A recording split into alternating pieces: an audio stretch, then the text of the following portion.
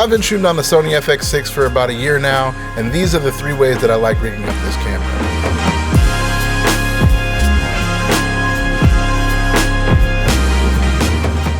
Hey, what's up? I'm Mike Falabi. I'm a freelance creative director giving people tools to better tell their stories. One thing I've learned about this camera is how versatile it is. You can strip it all the way down and have it be run and gun, or you can have it built out like this or even larger for production work. Coming from the A7S II, I've gained a bunch of new features and tools with this FX6, but one thing that I'm realizing is the importance of making sure your build matches the project that you're shooting. Not every project you shoot is going to require a big production camera. As a matter of fact, sometimes it might work against you. If you're shooting somewhere you might not be able to shoot, having a stripped down camera or even like an A7S III might fit a little bit better for that project. So here are the top 3 ways that I've been building this camera out. Let's get into this first run and gun build. Let's start with the battery. I went with the Core SWX Nano 98 with a P-tap and USB. It's a small battery with great battery life, and the P-tap allows me to power my monitor so I don't need another battery for it. Next, I have the original top handle if I need to record audio. I love that this handle uses toolless thumb screws as opposed to the Allen key screws on the FX9. Then I add the touch monitor to the back of the handle so I can tap to focus thanks to the new firmware update. To get rid of that over-sharpened digital look, I use either the 1/8 or 1/4 Tiffin Pro Mist filters. Then I'll throw on the side handle, do some cable management with sprig clips, and that's pretty much it for this build. I use this rig for documentary work or anything that's more low-key, that requires a lot of mobility. This is a fairly light rig, and I opted for not going with an external monitor because it seems like those tend to get a little bit of unnecessary attention. I always have my 24-105 f4 Sony lens on there. I wish it was a 2.8, but having that optical steady shot in the lens itself is super helpful since the camera body doesn't have stabilization built in. I never really used non-stabilized lenses for this build because when the camera's so lightweight, you start getting those micro jitters, and I don't really want to use catalyst brows because that just adds an extra step to the workflow. Other times that I use this rig is if I'm just shooting B-roll or like a sporting event or like a concert, something like that I want to be more light and run and gun. This is probably one of the smallest builds that I use for this camera most frequently. It's kind of a bummer because I've been missing out on different gimbal work and different things like that because the camera's just not really built for that. So I'm glad that now I have my A7 IV to do anything like vlogging or anything that requires a lot smaller and more compact of a body. For the next build, I'm using a NATO rail with the Nitze Stinger top handle. This handle is much sturdier than the original, but I can only use it for shoots not requiring audio. Next, I add my Aussie G7 4K monitor.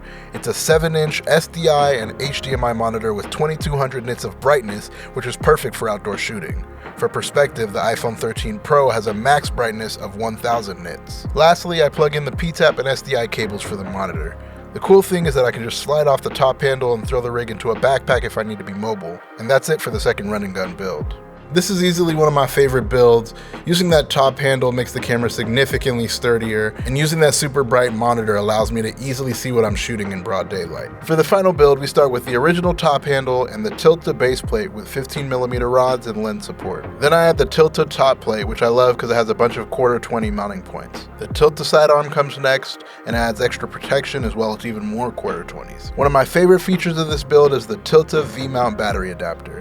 It clicks into the battery port and locks into the back of the top plate and features 2 14.8 volt P-tap outputs as well as a LEMO and USB port. Then I throw my Aussie G7 on the NATO rail, screw on my small rig matte box filter adapter to the lens, and mount the matte box with my 4x4 Tiffin 1/4 or 1/8 strength Pro Mist filter. After that, I have the side handle, then my V-mount battery. I went with the Core Neo Mini 98, and the touch monitor, rosette side handle, and the Sennheiser MKE 600 shotgun mic. I love using this rig whenever I'm on set and I know I have full control of my environment. Being able to pass off stuff like focus pulling to a first AC and audio to an audio tech as opposed to having to be a one-man band, I find myself being able to focus on, if I'm just directing or camera operating, on just what I'm doing as opposed to doing everything at once. I'm not gonna lie, one thing that I don't really like about the camera is this top handle.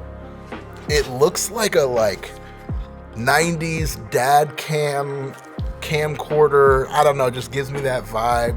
I know it's super useful and helpful, and that's the only way to get XLR inputs into this camera, but it just doesn't look cool. I know that's not important, but this this? And I'll address the elephant in the room. Yes, clients sometimes care about what you're shooting on, or at least the optics of what you're shooting on. We know how far technology has come and how it's shrunken down smaller and smaller, but sometimes clients want to at least feel like they're getting what they paid for. This should definitely be one of the last things that you think about when building your kit, but still keep it in mind because sometimes clients do care. All right, well, my son is fussing, so I gotta wrap up this video. Hold on. Oh. Well, if you enjoyed this video, feel free to drop a like down below and subscribe for more.